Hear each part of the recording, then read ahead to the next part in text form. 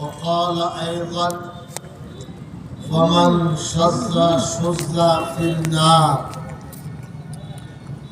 وقال عليه الصلاة والسلام خير الناس من ينفع الناس، أو كما قال صلى الله عليه وسلم.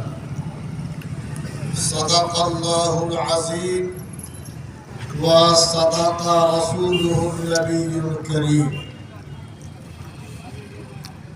সম্মানিত বন্ধুগণ, আজ আমরা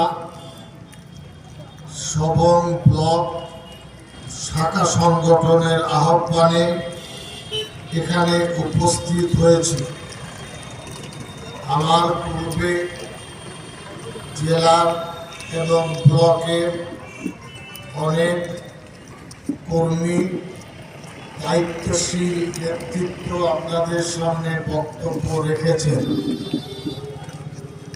এখানে মুফতি রওশন তাজাম্মুল সাহেব, কারি রফিক, এছাড়াও কেশপুর, মেদিনীপুর সহ পাঁশকুড়া সহ অন্যান্য শাখা সংগঠনের নেতৃত্ব এখানে আছেন।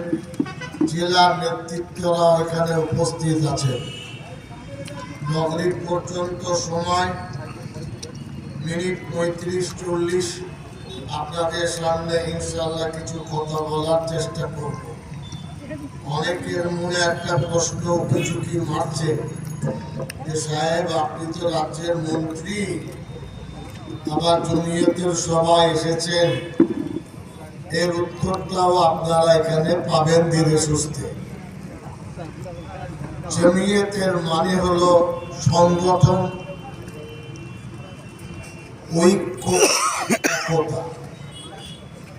আলিমের বহু বচন হলো ওলামা, বিজ্ঞ, জ্ঞানী, গুণী। হিন্দের অর্থ হলো ভারতবর্ষ।